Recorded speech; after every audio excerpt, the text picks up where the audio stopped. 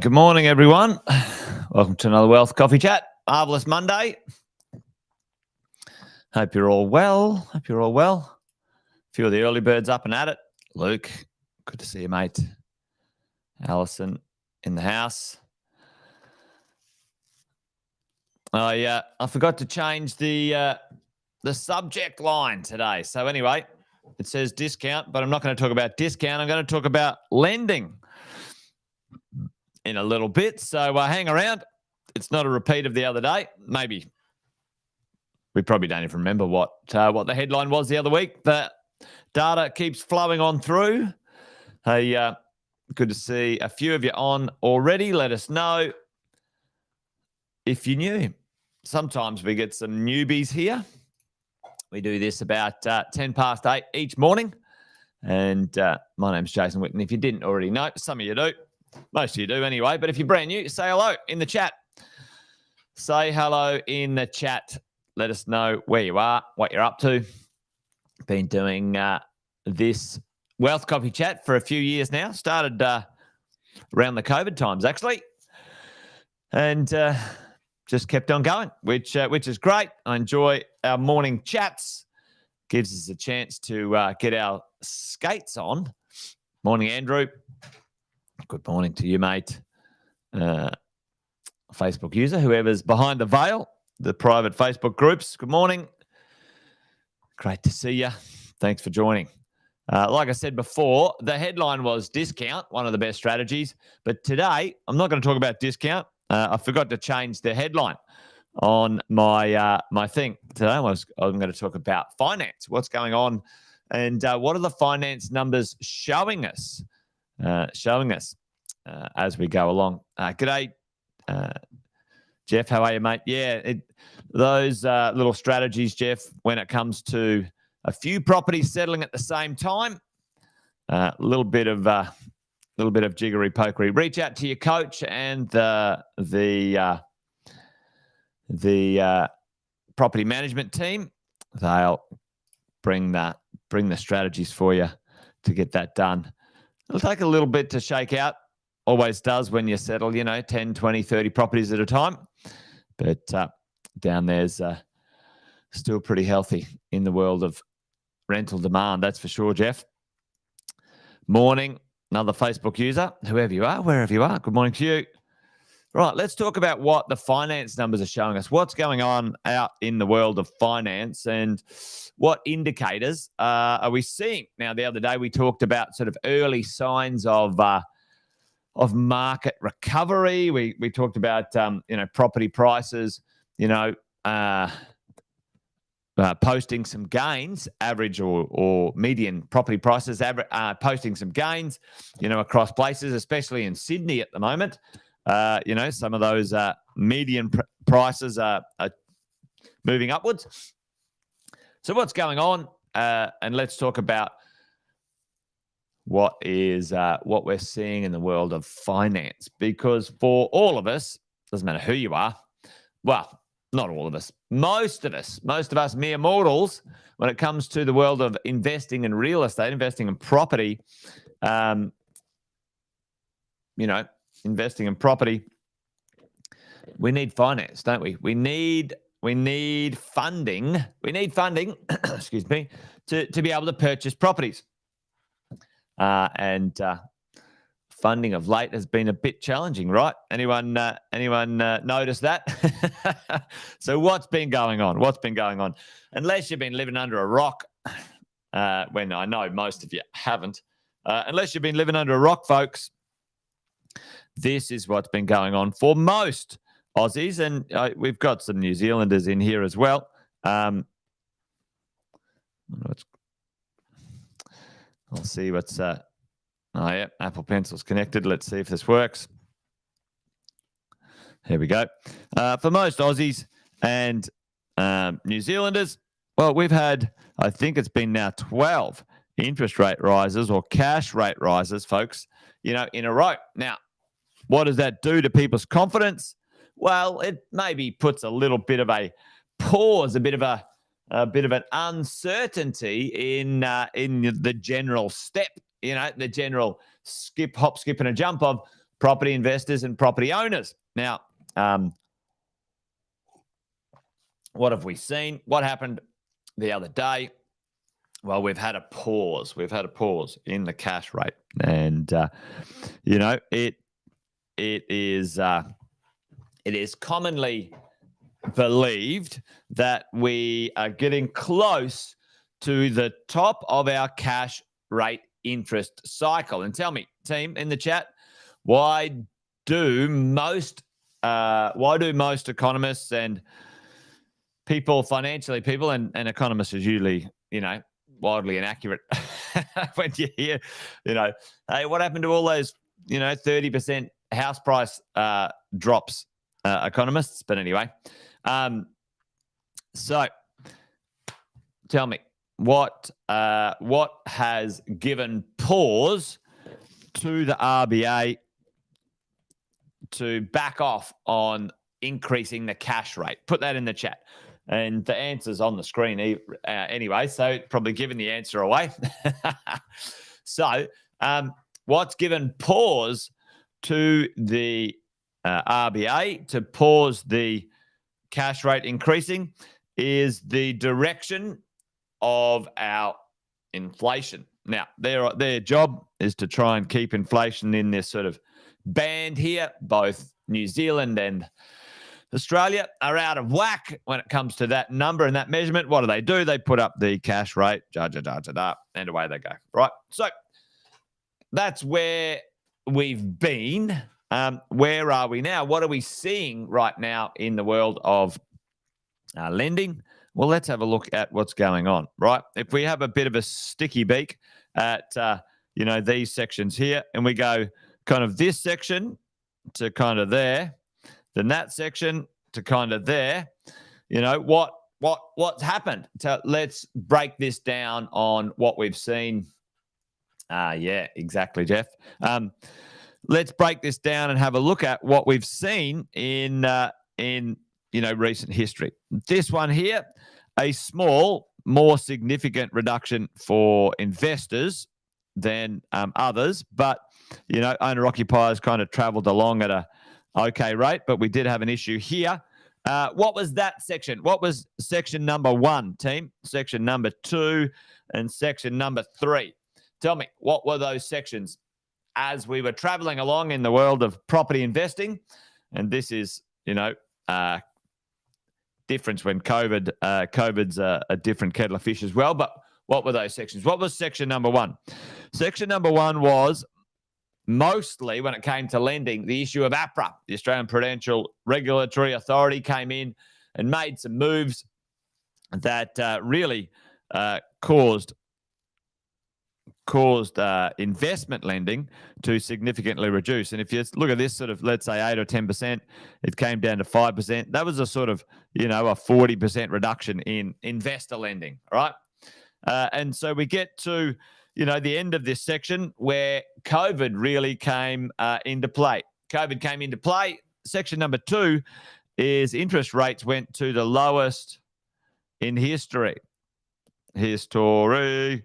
All right. When you have cheap money and it doesn't cost a lot, and the government is giving the money away like drunken sailors to every first home buyer ever, then and you'll see in the data in the next one, it boomed, right? So lending went crazy, and this was sort of the 2% interest and the cash rate was like 0.05 or something like that. And then what happened here? This is 12 interest rate rises or cash rate rises in a row. Cash rate. So the amount of loans, obviously tracking along the costings, but here's the point. Here's the little bit that we want to talk about. These green shoots here. What's the go here? What's going on? Well, the comfort factor, the understanding, the demand for buying a property, lending money, those things is now settled into kind of, hey, we've got what's called a new normal. A new normal. Okay. There's a new normal around, folks. You know what? The new normal is, 5.5%, 6.5% interest rates, maybe a bit more. Like, let's call it 6 to 7% interest rates. That's what the new normal is. So it takes about 6 to 12 months for people to get used to the new normal, and that's what the new norm is. We move on.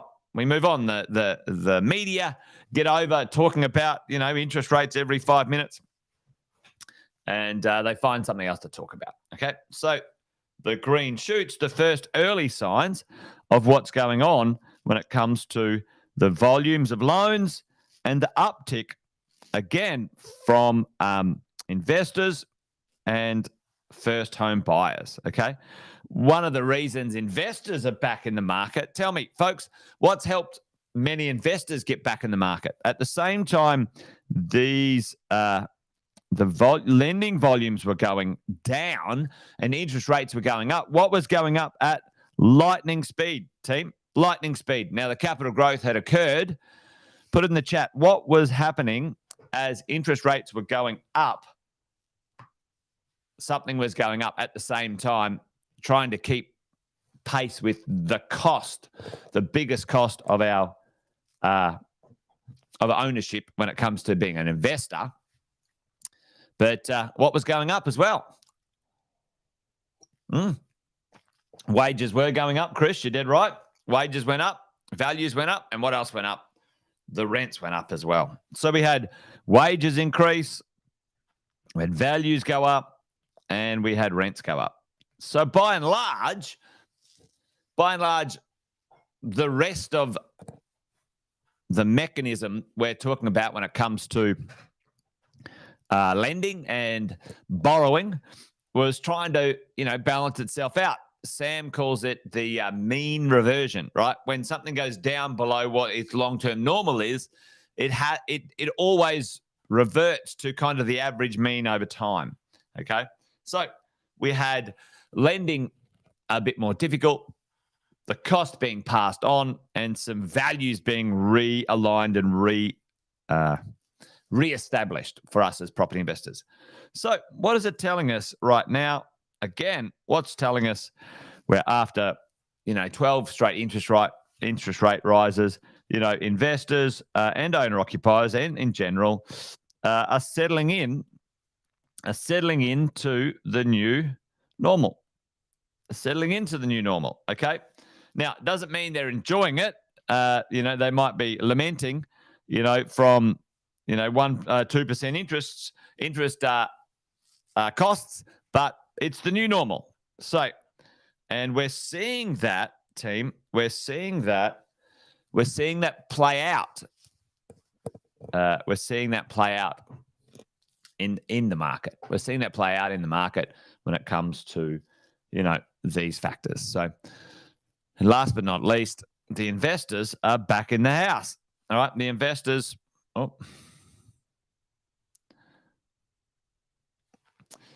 My chart's jiggery pokery. But the investors are back in the share of lending. Okay. They are now able to, or starting to, again, get a little bit more mojo on because the rents and the ability to borrow is flattening out, is normaling out. And so a few things are occurring which we all are going to benefit from. And I think, Alison, you were talking about one a moment ago, all right, which is the lenders. Well, now, tell me, and you can chuck it in the chat if you want, do the banks like making less money than they did last year, or do they want to make more money? Simple question. The lenders, the banks, some of the largest successful businesses in Australia, are they going to look into the next year or two and go, oh yeah, it's fine, completely fine. We're happy to write less loans and we're happy to lose money. What do you reckon? Now, they've all done their interest rate rises and they're repricing their loans and all that sort of stuff, and they've done most of that. They're probably a little bit more of that for the rest of the year. But they're looking into the next financial year or so. And what are they seeing, folks? What are they seeing? What do the banks need to do? Tell me. If they don't make this, then their share price goes down. Put in the chat. What do they need to make? They need to make we all know what the banks need to make, don't we? They need to make a profit. They need to make a profit. They're not going to go, oh, profits are down. Please don't sell your bank shares. Please don't sell your bank shares. We promise we'll get some more profits later. Okay, that's not going to happen. So my cryptic conversation, my point is, what are the banks doing about it right now? Does anybody know? And Alison, you probably know this. What are the banks doing? And they're breaking rank right now. They're breaking rank right now. Yep, heads roll. They don't make a profit. Exactly, Luke. The banks are making a breaking rank right now, and they're doing some things that that are causing a bit of a stir. Tell me, what do you think they're doing? And I'm going to show you something in a second. Few of you know this. Put it in the chat for me. Yep, they're reducing buffers. Now, did APRA come out and say, oh, listen, it's time to reduce your buffers? We talked about this the other day. Did APRA come out and say, oh, okay, everyone, it's fine. You can reduce your buffers. Now, this is a little bit of software that we use at Positive, and it's excellent when it comes to the world of borrowing, right? So old Tommy Test here, got him in, and I've just put it in very simply. Tommy's, 150, he's trying to borrow some money, right? And if you look up the top here, what did I put down here? He's trying to borrow 600,000. He wants a loan of 600. He's probably going to try and buy a property of, let's say, 700 or something like that, right? So let's have a look at this. Latrobe says, all right, Tommy can have 650, and the rest of them. Isn't it interesting? I always love this stuff. Why does ING say Tommy can have 400 and Latrobe says he can have 651, right? You're like, okay, how does all that work? Well, it all works in policies. And we've said this before, not all lenders are created equal. But you can have a look at this, right? You can have a look at monthly surplus, debt to income ratio. So they calculate a certain thing. And then they've got an assessment rate here, product rate, assessment rate. All right. So if he borrows down here from ING, 6%. If he borrows from Latrobe, 7.3. So they're pricing risk. Okay, that's fine. I'm actually happy with that. I think depending on how they analyze the risk, to be honest, but fine. Let's have a look at the assessment rate. All right. Assessment rate 9. It's all 3%. It's all 3% or thereabout, and maybe even a smidgen more. Right. Okay. Let's have a look at this then. Okay. Well, in our little calculator, this is quite interesting. Oh, hang on. Additional information. Let's click on this. Let's click on what's going on in this world. Now, this applies. Streamlined refinance, Westpac, CBA, Pepper, Bank West, Ubank, maybe it's sort of in maintenance. So, okay. Well, these ones, Westpac, CBA, Pepper, and Bank West, look like they're all breaking rank. What does it mean? Let's click on this here. Apply special refinance assessment rate. All right. Okay. So let's see what it does. Let's see. Oh, check it out, folks. Check it out. At the top, CBA now. CBA comes in as a winner chicken dinner. They're going to give. Now, this is applying to refinances at the moment, right? So they're all looking for the refinance money, right? However, this is an interesting one, isn't it? Right? They drop the assessment rate, they drop the product rate, and the max capacity is up. Okay, so interesting times in the world of borrowing, ladies and gents. Interesting times in the world of borrowing. So, what does it all mean? What's the takeaway this morning? Lending is becoming a little bit more flexible. The majority of the market believes we've found we're close to the top. The risk is getting less, so they're happy to borrow or lend a bit more, depending on the types of properties they're lending to. There you go. I think that's what is that telling us? Well, it's telling us that for you and me, maybe the harder times are over. We've found a new normal, and maybe it's going to be easier, slightly easier, depending on your position and situation, to borrow in the next little bit. I think that's the takeaway for me. What do you think the takeaway is? Chuck it in the chat. What's your takeaway on this one, team? Because I reckon we've gone through most of the challenges. There might be one, maybe two at a push, more cash rate increases. I think that would be just leftover issues, inflation down, a lot of uncertainty economically, like Jeff said, cancelling of the Olympics, all sorts of things. I think the governments are getting it. The governments are saying, all right, well, let's not put fuel on this fire. Anyway, there you go. So that's it, team. That's it from me. Join me again tomorrow if you want. We'll come and hang out and do the same thing. Well, we won't do the same thing. We'll do something different, but we'll have a chat. Anyway, a wealth coffee chat, that is. And let me know in the chat if there's anything that you want me to cover. But that's it from me, folks. Over and out. Remember, for those who have been here a few times, we've got a saying: if you're brand new, you need to know it. This thing's a marathon, not a sprint. It's going to take time to build your property portfolio. Don't give up, because it does take a bit of effort. And buy a good property and keep the damn thing. Buy well, don't sell. That's what we say. All right, folks. That's it from me. Yeah, Fenton. He's been a bit MIA, Jeff. He's been crook. He had a baby, and now he's gone to Poland for 4 weeks on holiday with his wife. That's where his wife's from. Anyway, Fenton, we'll have to get the whip on him when he gets back. Jeff, have to get the whip on him. All right, folks, that's it. I'm rubbing on now. You guys be good, be well. Wealth Coffee Chat over and out. Till next time, you guys take care. Bye for now.